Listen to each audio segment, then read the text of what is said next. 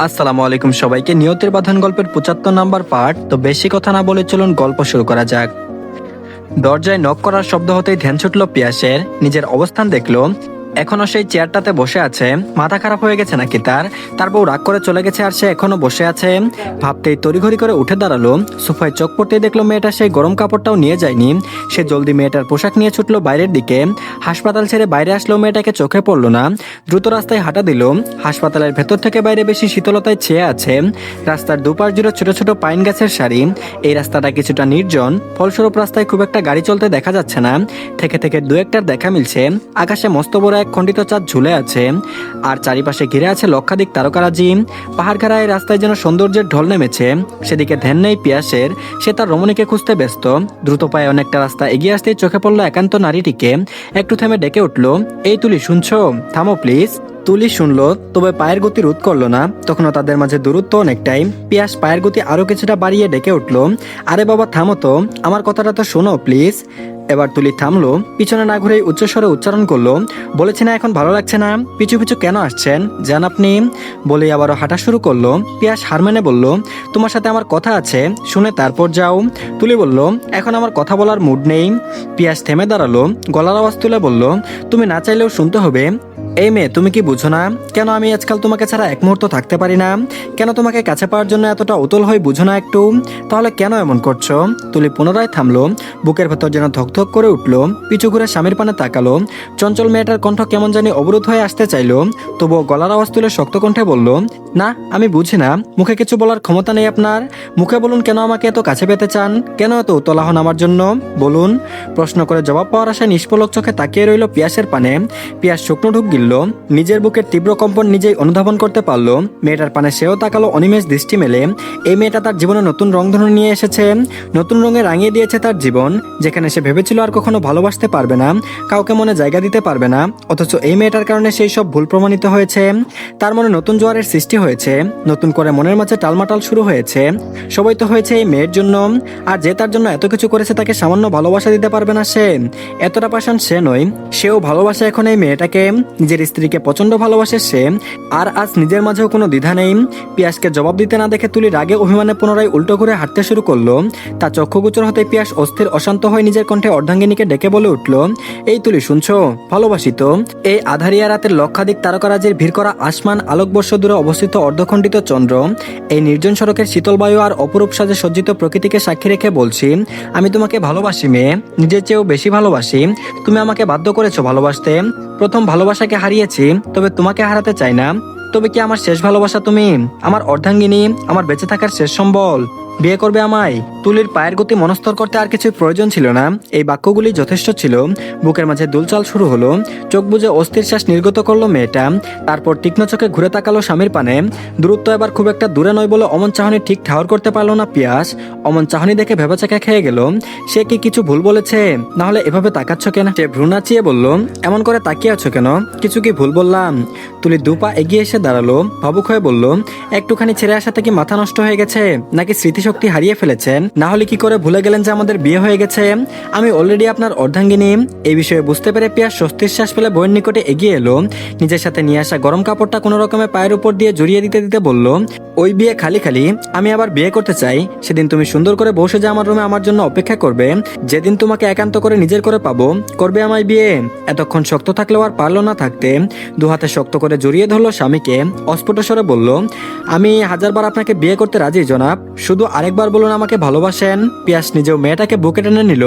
গরম কাপড়ের কারণে সুবিধা করতে না পেরে তা নিজেই আবারও ফেলে দিল। তারপর শক্ত করে বুকের মাঝে ঠাই দিল।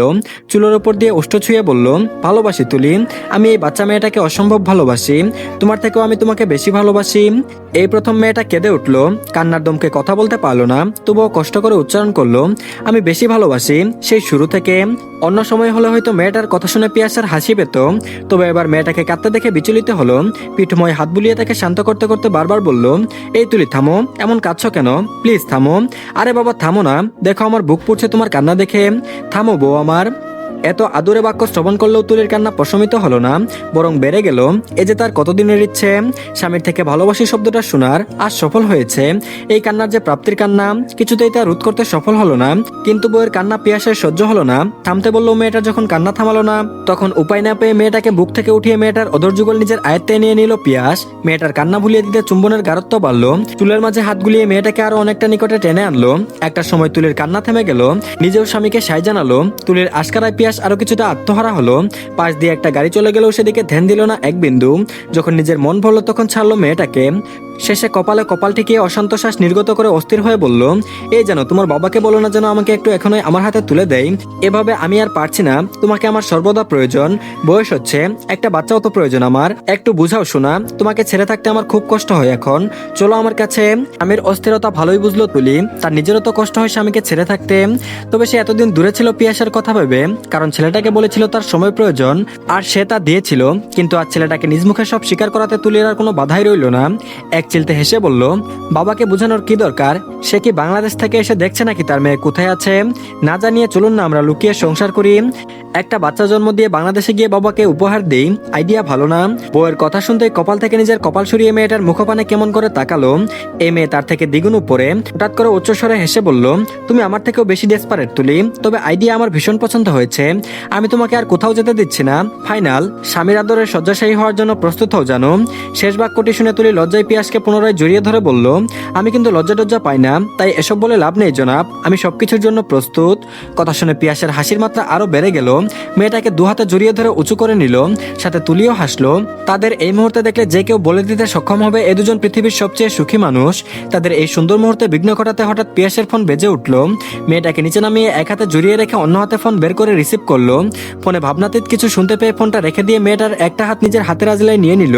নিচ থেকে মেয়েটার পোশাক উঠিয়ে নিজের হাতে নিয়ে দ্রুত হাঁটা ধরলো। তুলি বারবার বলল, কি হয়েছে, কোথায় যাচ্ছে? তবে পিয়াস একটা জবাবও দিল না।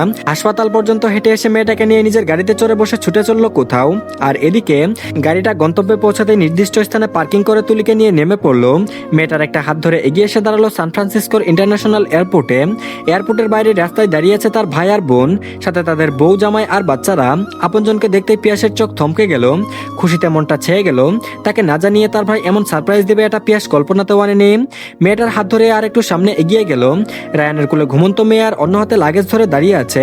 তবে ভাইকে তার বউয়ের হাত ধরে দাঁড়াতে দেখে নিজেও লাগেজটা ছেড়ে নিশাতের হাত ধরলো। এমন কাজে নিশাত অবাক হয়ে গেল, ভাবসাব কিছুই বুঝলো না। তবে ভাইয়ের কাণ্ড দেখে পিয়াস বোধহয় সব বুঝলো। ভাইকে জ্বালাতে নিজে বউয়ের হাত ছেড়ে কোমর আঁকড়ে ধরে নিজের কাছে নিয়ে এলো। তবে চোখ তার ভাইয়ের পানে, তা দেখে রায়ান একই কাজ করলো। নিশাত ভেবেচাকা খেয়ে তাকালো একবার স্বামীর পানে আর একবার দেবরের পানে। রায়ান বউকে কাছে টেনে শান্ত রইল না, চোখ দিয়ে ইশারা করে কোলে রাখা ঘুমন্ত মেয়ে আর ছেলে দুটোকে দেখালো। হয়তো ছোট ভাইকে বুঝাতে চাইলো, তুই সর্বদা আমার কাছেই হেরে থাকবি, আমি অলরেডি 3 বাচ্চার বাপ। পিয়াস বুঝতেই খিলখিল করে হেসে উঠলো। এবার রায়ানের মুখেও হাসি ফুটলো।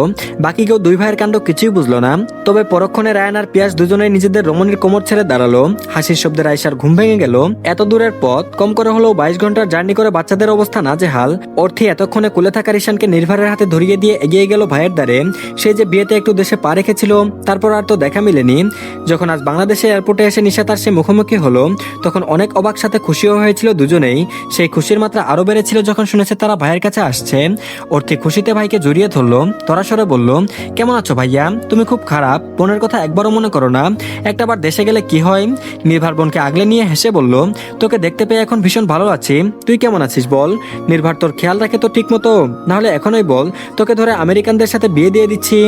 ভাইয়ের কথা শুনে অর্থী হেসে উঠল, মাথা নেড়ে বলল, ভালো আছি ভাইয়া, তোমাকে আর কষ্ট করে ছেলে খুঁজতে হবে না, আমাদের ভয়ে সে আমার যথেষ্ট খেয়াল রাখে। জবাবে পিয়াস হাসলো। অর্থী ভাইকে ছেড়ে দিয়ে ভাবির সাথে কথা বলায় মত্ত হলো। আর পিয়াস এগিয়ে গেল বাকিদের দিকে। কাছাকাছি যেতেই চোখ দিল এক সময়কার অতি প্রিয় মানুষটার দিকে। আজ আর মেয়েটাকে দেখে মনের কোনো কষ্টেরা উকি দিল না। তবে মেয়েটার নাম আজও মনের কোথাও একটা অস্পষ্ট ফুটে আছে, তা আজীবন থেকেও যাবে বোধ হয়। তবে মেয়েটাকে নিয়ে আর ভাবে না, এখন যে তারও কেউ একান্ত আপন আছে, আর তার সাথে সেও খুশি। তুলি আজ পর্যন্ত কখনো মেয়েটার নাম জানতে চাইনি, আর সেও বলেনি আর কখনো বলবেও না। তাদের সম্পর্কে কখনো অস্বস্তির দেখা না দিক, শুধু সবাই ভালো থাকুক। পিয়া স্বাভাবিকভাবে নিশাতের সাথে কুশল বিনিময় করলো, নির্ভারের সাথে কথাও বলল। তার দু কোলে দুটো ঘুমন্ত বাচ্চা, বেচারার বোধহয় মরি মরি অবস্থা। পিয়াস একটাকে কুলে নিতে চাইলো, তখন ওই রাইসা আধো আধো সরে ডেকে উঠলো, মেদো পাপা। পিয়াস থেমে দাঁড়ালো। সামনাসামনি পাপা ডাক শুনে কি যে ভালো লাগলো। ছেলে মেয়েগুলো তাকে মেজো পাপা বলে ডাকে, তাদের বাবা এসব ডাক শিখিয়েছে বোধহয়। রোজ ভিডিও কলে কথা হয়, এজন্য এতক্ষণ সামনে থেকে দেখে রাইসা চেনার চেষ্টা করছিল, আর চিনতে সফল হতেই ডেকে উঠেছে। পিয়াস এগিয়ে আগে ভাইয়ের কুল থেকে মেয়েকে কুলে তুলে নিয়ে আদরে আদরে ভরিয়ে দিল, কাতুকুতু দিল। রাইসা খিলখিল করে হেসে উঠল। রায়ান মেয়েকে নির্দেশ দিল, টলবার্ট মেজো বাবাকে আদর দাও তো। শুনতে রাইসা মেজো বাবার গালে ঠোঁট চেপে ধরলো। পিয়াস খুশিতে মেয়েকে বুকে চেপে ধরলো শক্ত করে। ইস, বাচ্চারা এত কিউট হয় কেন। পিয়াস এবার ভাইয়ের পানে তাকিয়ে বলল, এখানে আসবে একবার জানাতে পারতি, তবে সারপ্রাইজ পেয়ে আমি ভীষণ খুশি, বিশেষ করে বাচ্চাদের কাছে পেয়ে।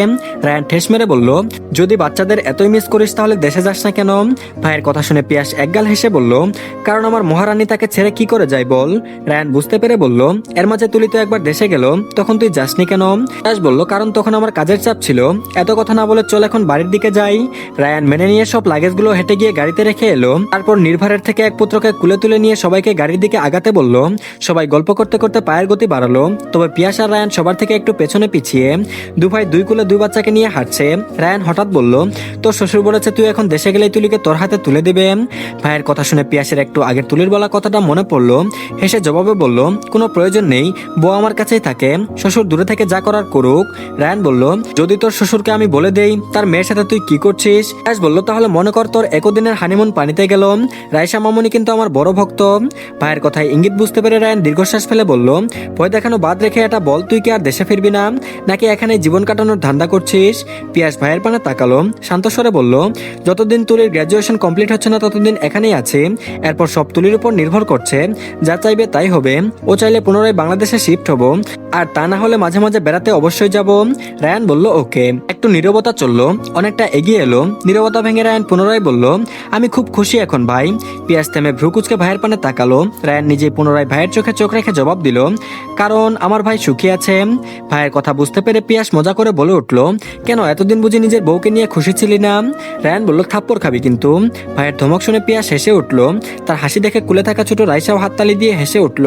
পুনরায় হাঁটা ধরলো দুই ভাই। আলো আধারিয়া রাস্তার উপর দিয়ে এগিয়ে চলল তিনটা প্রেমিক যুগল, তিনটি সুখী দম্পতি, যাদের সবার গল্প আলাদা, সবার লড়াই আলাদা, তবে দিন শেষে সবাই আজ খুশি। হয়তো জীবনটা তখনই সহজ আর সুখের হয় যখন আমরা সঠিক মানুষটাকে নিজের করে পাই, সকল পরিস্থিতি পাশে রেখে ভরসা দেওয়ার মতো একটা মানুষ পাই। ভালোবাসা সুন্দর, তো সঠিক মানুষটার আশার অপেক্ষা।